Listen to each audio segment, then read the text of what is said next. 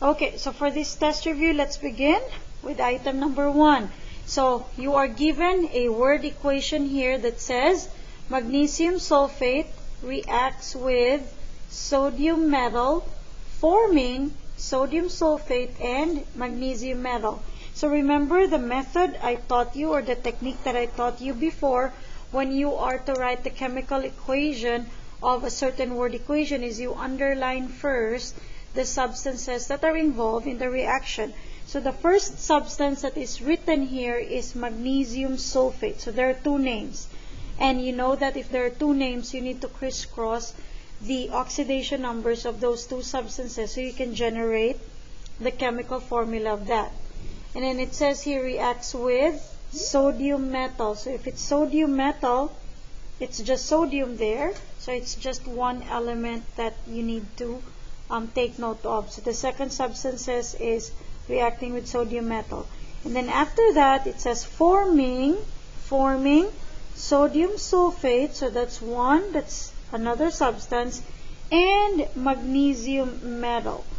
And then I promise you that for it to be easy for you to write chemical formulas, I promise you that in the test tomorrow, you are going to be given the oxidation numbers of these substances here. So let me just give you the oxidation numbers here, okay? So magnesium is 2+, and then sulfate is SO4, and it has a 2 negative charge. And then we have sodium, which is 1+, or just a plus. So these oxidation numbers that you see will be given to you in the test, so you can figure it out fast, whatever the chemical formula you need to write. So what is required here is for you to be able to write the chemical equation of the word equation here. So it means that we need to write the substances one by one with the proper symbols until we write the complete equation. So we begin with the first substance, which says magnesium sulfate. So magnesium and sulfate will have to be partnered in here. So we need to do the crisscrossing. And so before you will write it down, you have to crisscross it on a scratch paper. So tomorrow you need to have a scratch paper as well, okay? So magnesium sulfate, I'll put it here up. So I have magnesium here, which is 2+, and sulfate is 2 negative. Sulfate is SO4, 2-. And remember that when we crisscross, if the numbers are the same, so we have 2 here and a 2. So if the numbers that you're crisscrossing are the same value, it means that it will simplify your life. It will be reduced to just 1 and a 1. So therefore, we don't change anything at all, and there's no additional subscript because the 2 and the 2 will be reduced to a 1. So therefore, magnesium sulfate will simply be the combination of Mg and SO4 together. So this is our magnesium sulfate. And then it says reacts with, so reacts with is a plus. And then sodium metal, so it's just sodium. So if it's just one element, we don't care about the oxidation numbers anymore, because the oxidation numbers will just be for cases wherein there's a partner. But because sodium is on its own, all we need to do is write the symbol of sodium. And sodium is Na. So therefore, that's reacting with or plus Na only. Okay? And there's the word metal, so we can also say that it has a solid subscript. For magnesium sulfate, it's not indicated, so we don't have to write the substance here. Okay? So magnesium sulfate reacts with sodium metal.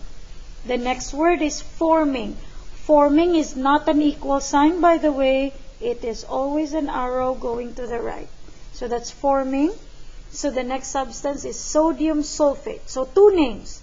Two names again. So therefore we go to our scratch paper and we need to crisscross sodium and sulfate. So sodium is Na+. So that's Na+. And sulfate again is SO4, 2-. Therefore when we crisscross that, the 2 and the 1 will switch places. the 2 will go to Na, so that will be Na2, and the 1 from sulfate will just be a 1, so SO4 will just be SO4. So this will now become Na subscript 2, and then SO4 will just be SO4. So that is going to be our sodium sulfate. So Na2SO4, and then and is a plus, magnesium metal. So just one name. So therefore one name, no oxidation numbers, just the symbol of magnesium. So magnesium is Mg, and it's a metal, so that's solid.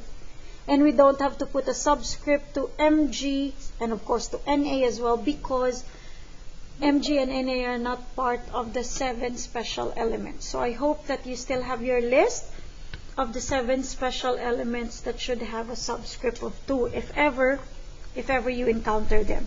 But for this case, magnesium and sodium will not have any subscript at all. It will just be on its own. So therefore, this is the complete chemical equation of the given word equation. And after you're able to write the chemical equation, we can already figure out the type of reaction here. How do we know? Examine your reactants first. I have an element here, and I have a compound. An element and a compound. And I noticed that in the products, the Na went and replaced Mg, and Mg became alone. So Na replaced Mg in the reactants here, in the spot of Mg. So Na took over. So this is a metal displacing another metal. Just one though, because only Na is replacing Mg.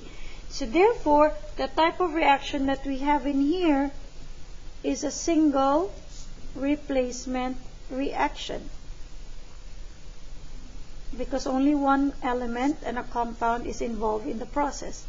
And when we have single replacement, of course, when we're asked what element is displaced and replaced in the reaction, so it's very obvious that your Na here replaced Mg.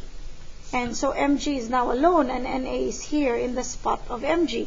So to answer the question, what element is displaced and replaced? So what element was taken out in the process? So obviously it was not Na, but Mg that was displaced and replaced. So Mg should be the answer here. If the question will be, what replaced Mg? So if I'll add another question, what element replaced Mg? So your answer now should be your Na. So Na replaced Mg. Okay? Okay. It says aqueous potassium chloride. So let's underline right away. Potassium chloride reacts with aqueous calcium oxide, forming calcium chloride. So we have calcium chloride and potassium oxide. All names are two names. So this is your hint. If there are two names, automatically it's considered a compound, right? So let's write the chemical equation. So because there are two names, we need to be crisscrossing more in here. So let's start with potassium chloride. Potassium and chlorine are here given. So let's put it on the side. Okay, let me move it a little bit. So potassium chloride is K plus and Cl negative. Both are 1. So therefore, potassium chloride is just KCl. So let's write down the potassium chloride is KCl, and it says AQ, so therefore you put AQ there. Then it says reacts with, so reacts with is a plus, and the next substance is calcium oxide. So let's crisscross calcium oxide. So calcium is here, that's a 2 plus, and oxide means oxygen, so that's O2 minus. Both are 2 and a 2 again. So both 2 and a 2, that will be reduced to a 1. So therefore, calcium oxide is just CaO. So therefore, that's plus CaO. And there's aqueous word again. So therefore, we put AQ there. And then the word forming. So there's the word forming. Forming is arrow to the right. and it says calcium chloride. So let's again crisscross calcium chloride. So calcium is 2 plus and chloride is negative. So therefore when we crisscross, the 1 goes to calcium and the 2 goes to chlorine. So 1 and a 2. So that's CaCl2. So therefore that will be CaCl2, and it says nothing. So therefore it's just CaCl2. And then and meaning plus, and then potassium oxide. So therefore this is our last crisscrossing. Potassium oxide is K plus and oxygen is 2 negative. Crisscross that. So the 2 goes here. The 1 goes to oxygen. So that's a 2 and a 1. So therefore that becomes K2O. And so therefore we write K2O as the last product in this case. So we have a compound KCl plus CaO compound. Therefore the type of reaction for this case, because they're switching places, Ca will now partner with chlorine here and K will partner with O. So they got replaced, or they switched places twice. Therefore automatically this is considered a double replacement or double displacement reaction. So you can put the word RXN there. RXN is the shortcut for the word reaction. And that is for number 3, you are given a complete chemical equation and the names are even given there. So pretty much it will be direct to the point. There's something that I need you to know first is this arrow. There is a meaning if there is an arrow going down. Now, the arrow going down, that means something is formed that settles at the bottom of the container. Because it's going down, that means this substance is solid. So this is called your precipitate. Remember, there was a vocabulary that I let you copy. Precipitate is your solid substance that gets to form in the chemical reaction. And because it's solid, of course, it's taken by its weight going down. So the other symbol for solid precipitate is also an arrow down to indicate that the precipitate always settles at the bottom of the container. So that's a precipitate. If, however, you see an arrow going up, it means it's gas because it has evaporated. Going up, gas always moves up, right? So therefore, if it's the opposite of this, then you get a gaseous substance. Okay? So this is Na2SO4, that's sodium sulfate, reacts with strontium chloride, forming sodium chloride, which has a 2 before it, and strontium sulfate that has an arrow going down. So again, the arrow going down is a precipitate. Now let's go ahead and answer what are asked in this item. It says, what are the reactants? Again, when we talk about reactants, this is for vocabulary. All those that are on the left side of your arrow are the reactants. So please list them down. It doesn't say whether you put the name or the chemical formula, so might as well just put the chemical formula here. So reactants are the ones on the left of the arrow, so you have to copy these 2 substances here. So that's Na2SO4, and then you put and SrCl2. So those are the reactants. Letter B are the products, and the products are the ones on the right side all the time, right side of the arrow, so you have to copy everything there. You don't have to copy the 2 from NaCl because it's just talking about the substance. So because it's the substance, so just the chemical formula. So NaCl and then and SrSO4. The whole thing is a substance. The only thing that's not included in a substance is the number before it. So that's why it's only 2 that we did not include. Letter C, the precipitate. So what's the precipitate here? Obviously the one with the arrow down. So you will put SrSO4. Then type of reaction. Okay, examine your reactants. These are composed of 2 or more elements. These has 2 elements. So therefore, compound and a compound with no carbon, hydrogen, and oxygen. Of course, compound and a compound will always give us a double replacement reaction. So double replacement reaction. And the next is coefficient of sodium chloride. First, look for sodium chloride. Sodium chloride is here. Coefficient. When we say coefficient, that's the number before the chemical formula, which gives us the quantity of that substance. So that's the purpose of your coefficient. So therefore, coefficient of sodium chloride, we see it as a 2.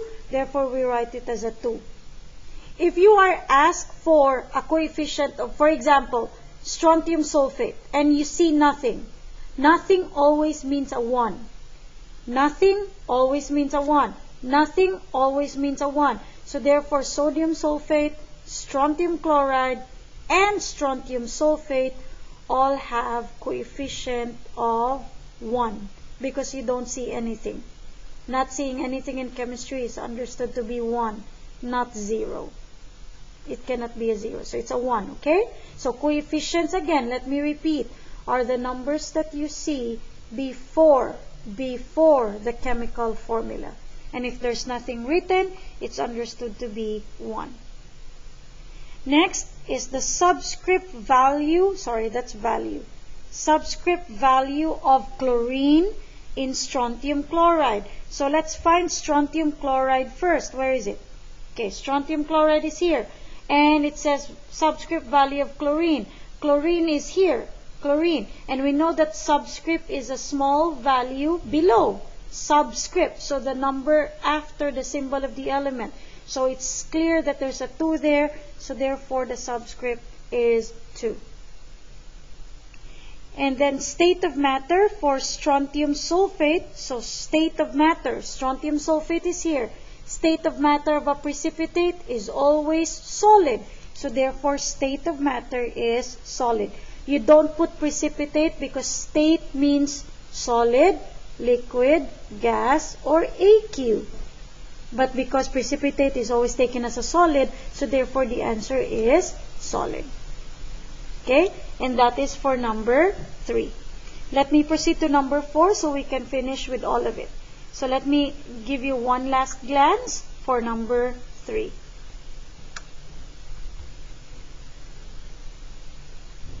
Okay, let's go now to number 4.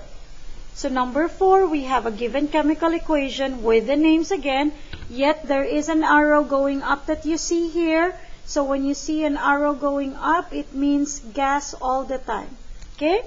So what are the reactants? Reactants are the ones on the left side. So just list them down. So this is Na2S and HCl. Don't copy the coefficient anymore because it's just talking about the substance. Products are the ones on the right side. So you copy everything. So that's NaCl with no 2 and H2S. So those are all the products. Next is coefficient of sodium sulfide. Let's find sodium sulfide. It's here. And there's no number because coefficient is before. So that's understood to be 1. So let me make that clear. That's a 1.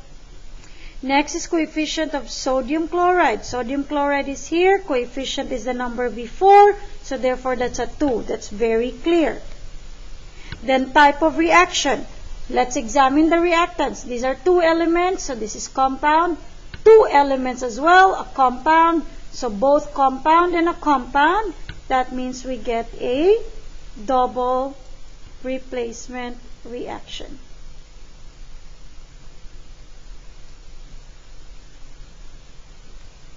Next is the subscript value of chlorine in sodium chloride. Sodium chloride is here, NaCl, and chlorine is the focus. No number is seen. No number seen is always understood to be a 1. So therefore, the subscript value of chlorine in this case is just 1. And the state of matter of hydrogen sulfide has an arrow going up, therefore automatically it is in its gaseous state.